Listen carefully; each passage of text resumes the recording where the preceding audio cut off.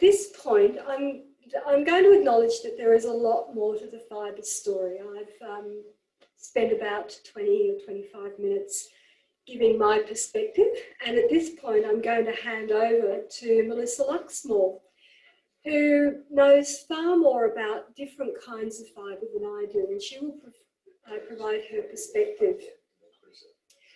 Melissa is a naturopath. She has a special interest in gut health. She has a Bachelor of Science. She has a Bachelor of Science, and she is extremely well read on this issue. And interestingly, naturopaths are often where the people who've got grumpy guts go when the medical model of eat more fibre fails them. So I'm going to hand over to the tech guys now and bring on Melissa. Yeah, we're just going to cut to Tracy in the kitchen while Melissa sets up. Okay, sure. That's right. Cutting to Tracy in the kitchen now. All right, hi everyone. I've got Jess. Okay. A little chat while things are there. We're going to talk about snack. A really lovely fat snack, and of course we need the dietitian here to tell us. So one of the things that I love, and I do a lot of reading, I've got children growing, is protein. Protein. One of the proteins that I love is collagen. So collagen is really important, and Jess is going to explain to us why collagen is very important for all of us, for different ages. Yeah. So collagen is a type of protein that comes in the skin and the joints of animals. So like if you're eating a lot of fish with skin or chicken with skin or like slow cooked meat on the bone with the joints, you are getting a lot of collagen. However, most people aren't eating enough of those foods regularly. The reason collagen is really important for us is because it helps with our skin, our hair, our connective tissue, and also our gut lining too. And I think a big topic that keeps coming up today is gut issues and autoimmune disease and how low carb can play a role. And I mean, irrespective of low carb, just increasing the collagen in your diet can be really important for the building blocks of your body and your tissues. So it's always something people can just increase. And I think these powders are really useful because, as I said, not everybody is like slow cooking and eating skin all the time. And so having some of these powders to just like add into yogurt or add into your smoothie or just add to anything can be a really helpful way of getting it in. Yeah, so yesterday when we were shopping at Go Biter at Georgie's shop, we found these. These are flavored collagens. So this one here is like a white chocolate vanilla flavor. Now, so Jess was saying to me yesterday, sometimes with her clients, they find that Greek yogurt can be a little bit bitter, and they don't particularly like it. So this has some okay ingredients and a nice flavor if you really do need to flavor your yogurt, but you don't want to increase. So let's say, you know, yogurt, it's increased most of the time with fruit juices and things. So full fat Greek yogurt is a really good high protein snack, but a lot of people don't like the tartiness of it. They want that flavor, which is usually coupled with all the sugar. So we found these, and like, for example, this is coconut salted caramel.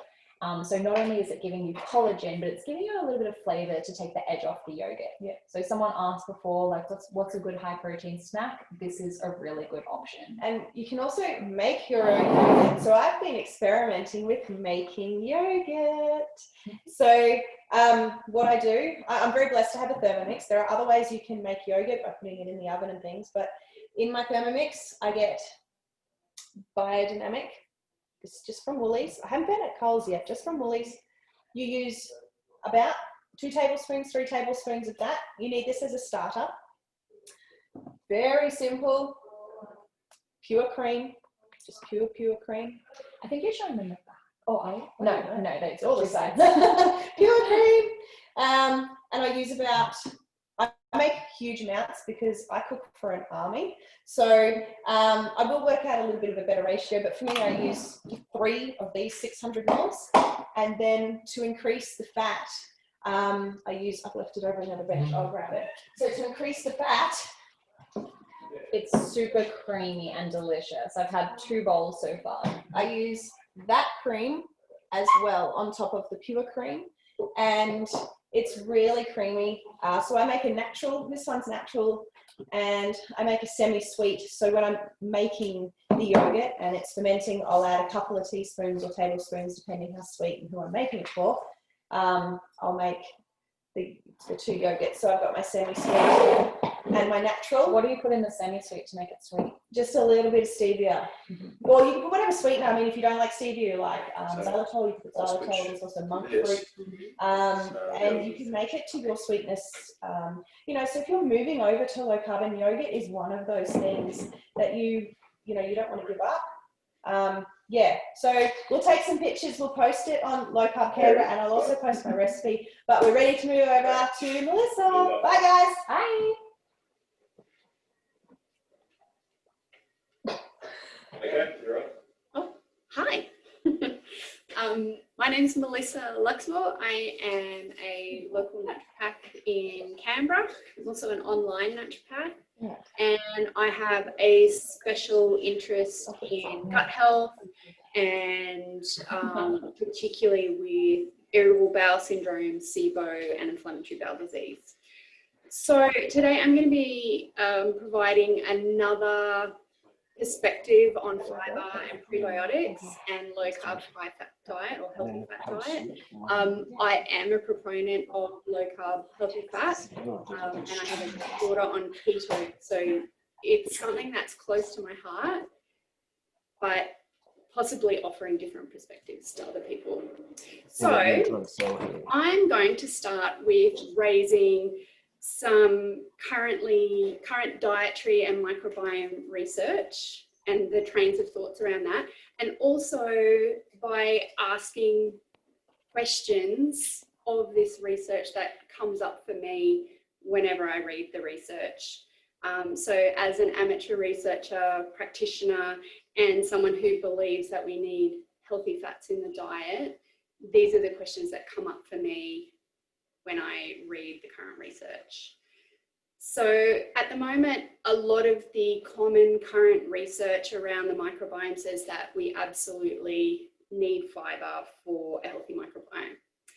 So we'll start with this first slide, where Lawrence et al. Has suggested that pronounced shifts in bacterial diversity and production of microbial-derived fecal fermentive end products have been demonstrated in as little as 24 hours in humans, switching between an agrarian diet rich in fiber to a meat-based diet that was essentially devoid of fiber. So what he's basically saying there, that there was a massive change in the metabolic end products of those diets. Our dentition suggests that we're omnivores. So we should be eating a wide variety of all different foods. And yet there are untouched communities across the world who thrive on all different versions of dietary regimes. So we have communities that are vegetarian, we have communities that are essentially carnivore, we have communities that eat low fiber diets, high fiber diets, low carb diets, grain-free diets. And all of these communities, untouched by civilization, are very, very healthy communities. So it's very hard to know what's a healthy diet. And I think that's something that Liz touched on just before too. What's normal?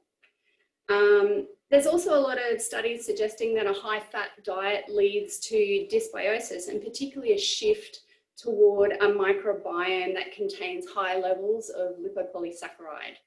So lipopolysaccharide is also known as endotoxin, and these high levels of LPS, lipopolysaccharide, also lead to metabolic endotoxemia.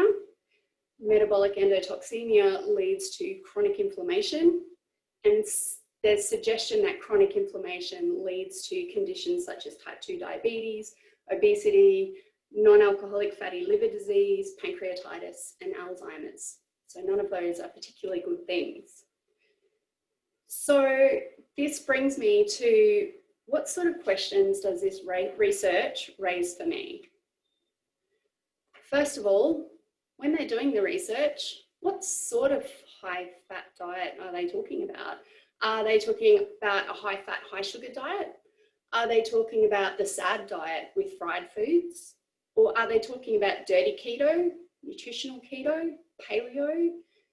It's never really honed in on what sort of diet we're talking about. Another question that it raises for me is, what was their study subject? Was it a mouse study, a dog study? Was it a human or a primate study? All of these questions are relevant. We don't digest like mice digest. And another question that comes up for me is, do we know enough about the gut and the human microbiome to be able to be making a call on this stuff yet? I'm hazarding a guess towards no, we do not know enough. So this is the first study that I've come across that answers some of my questions. And I've put it up here in case anybody wants to go and have a read of it, where they start to tease out the types of fat that have been fed to these animal subjects, and differentiating between the results that they see with those different types of fats. So I've really just put it up there out of interest. It also addresses another question that I have, and that is, can adding fibre or prebiotics to the low carb healthy fat diet actually amend this tendency of high fat diets towards contributing to chronic inflammation? Can we change what the research tells us? And from the paper that I suggested above, it suggests that yes, we can. We can actually change that tendency towards chronic inflammation. So let's just say for now that we need fibre. The next question is, are fibre and prebiotics the same thing? Are they different? And which types of fibre or prebiotic are good in a low carb, high fibre diet, a high healthy fat diet? I'm also going to visit Nutrition Australia, like our last two speakers, where they describe fibre as the indigestible parts of plant foods such as vegetables, fruits, grains, beans, and legumes, and suggest that it's a type of carbohydrate that keeps our digestive system healthy. So if that's a fibre, then what's a prebiotic?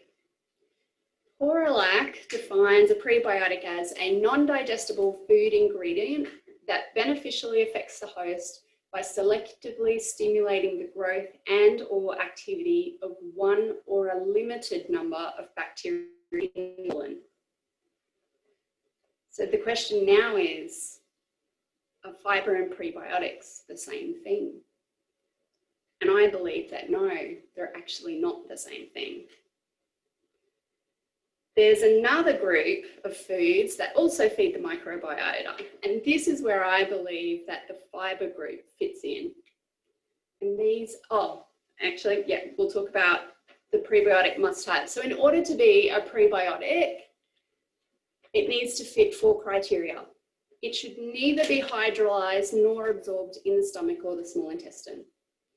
It should act as a selective substrate for one or a limited number of potentially beneficial commensal bacteria in the large or small intestine.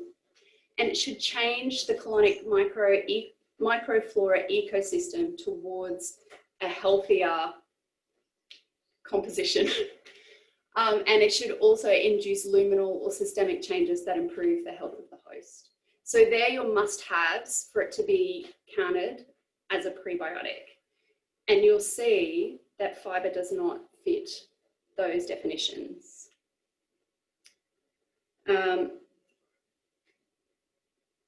So at this point, we'll talk about what are some of the commonly prescribed prebiotics.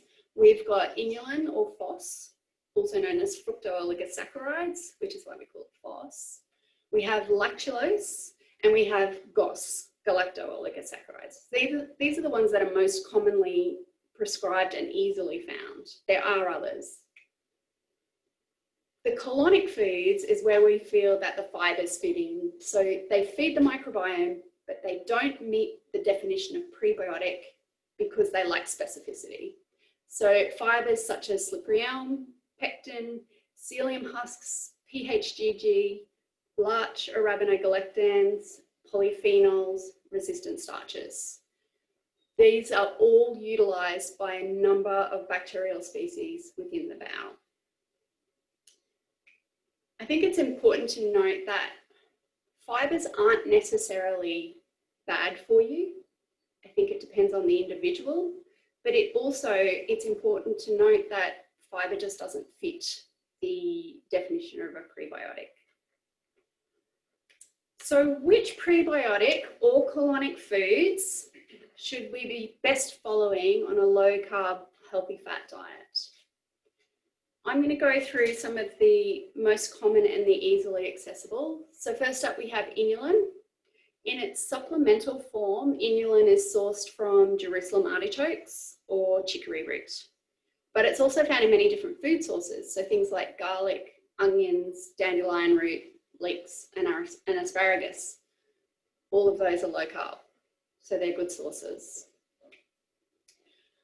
What is it good for? It enhances growth of bifidobacteria, which reduces leaky gut. It decreases the growth of potential pathogens and enhances immunity. It enhances the absorption of calcium, improves serum lipid markers, improves gut mucosa, and promotes satiety. That also, the promoting satiety and improving serum lipid markers, I think it's very important to understand individuality of diet as well and the differences between individual people. Lactulose. This one's a really tricky one. This is actually sold as a constipation remedy in the pharmacy. But when we use lactulose as a prebiotic, we don't use it in the same way that it's used as a constipation remedy, because you're going to get a really bad gut ache and you're going to fart a lot. So it's considered a synthetic disaccharide derived from UHT pasteurized milk. Small amounts you will find in UHT milk, but other than that, there's no food sources.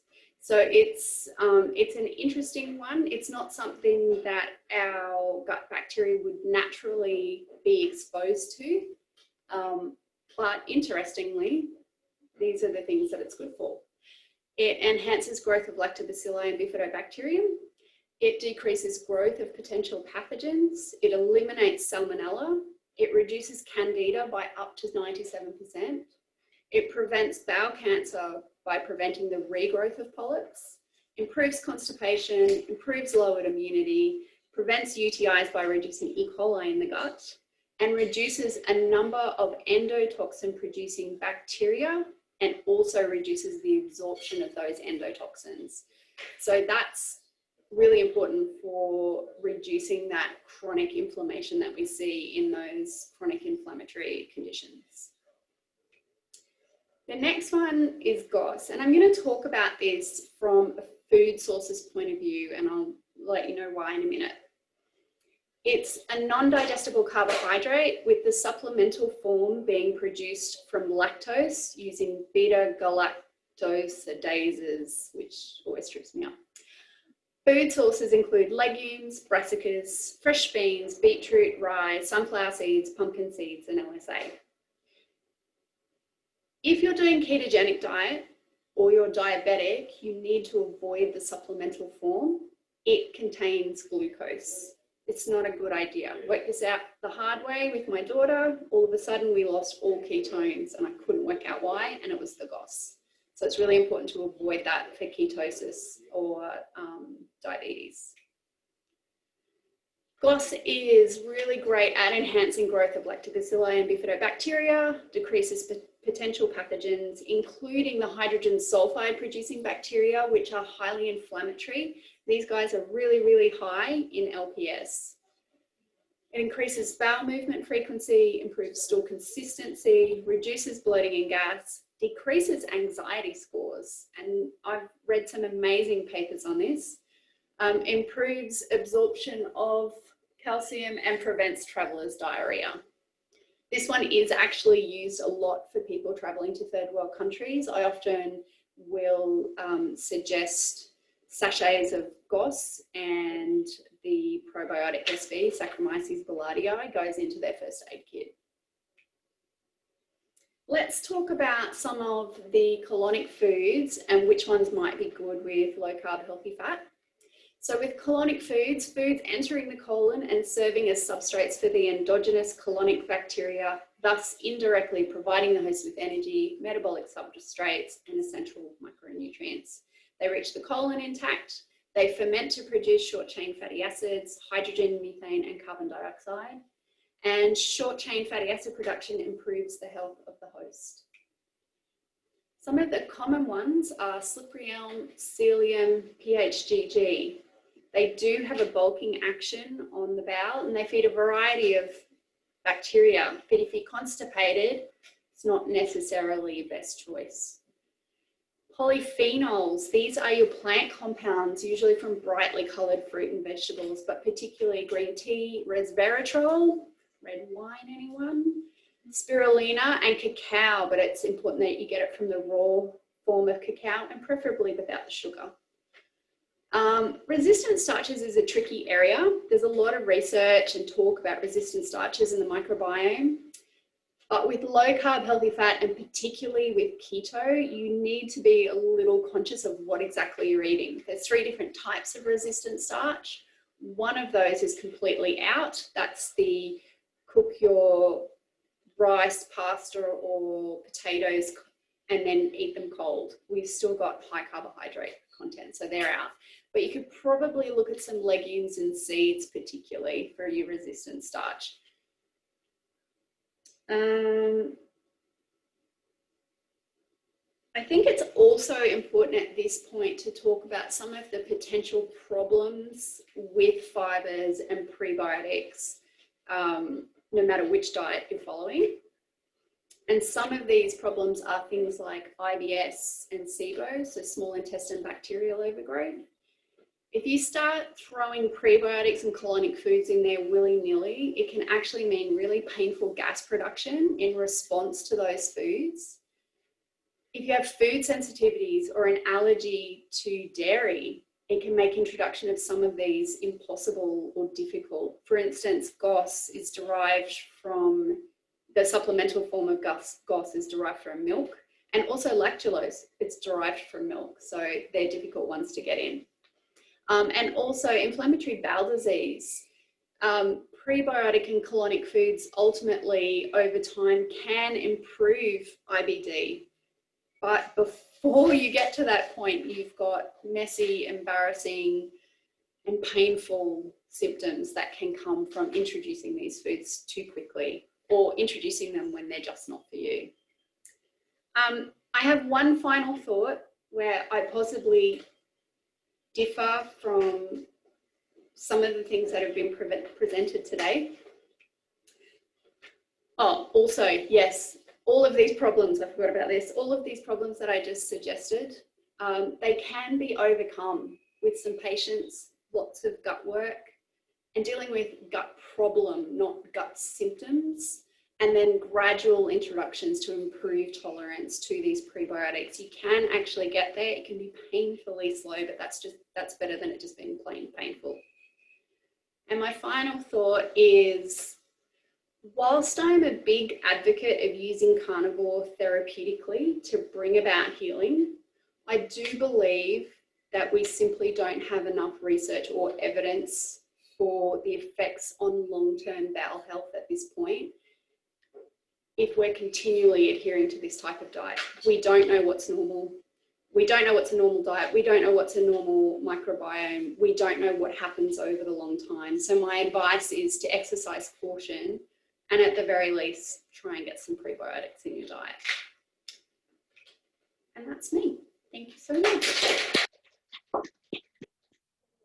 Melissa, before you go, we have one comment earlier about actually 2 comments, questions related to Jerusalem artichokes and inulin, which is does inulin meet the criteria for yes, prebiotic? It's a prebiotic. Yeah. So somebody suggested that cooked or fermented inulin may convert to fructose. Do you know anything about that? I think it has the potential. But I think the first thing I would do is test it. Test it with your blood sugar. Eat it. Test your blood sugar before and after. See what happens. So you're talking about just the Jerusalem artichoke, not the supplemental form? Yeah. Like cooking it. I would test it. I do feed my daughter Jerusalem artichokes in season. I haven't noticed a change in her level of ketones. So I would say for her, that's not true, but it could be true for other people depending on what your digestion's like, what your gut health is like. If you've got a really leaky gut, then you're possibly going to absorb a lot more of the sugars. Also, if you're not breaking it down properly, we don't know what the breakdown of that will be and how you will absorb that. So I think it would probably come down to individuals.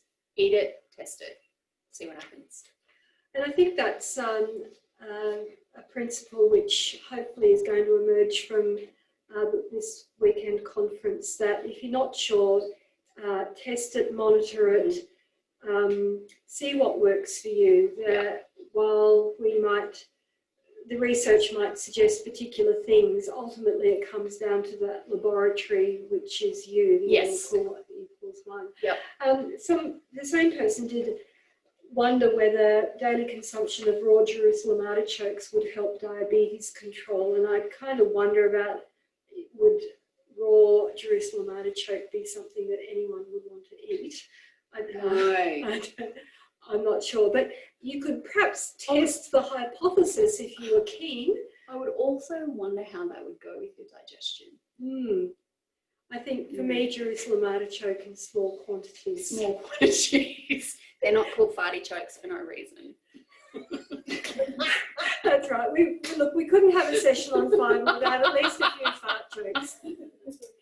Okay, Melissa, thank you so much.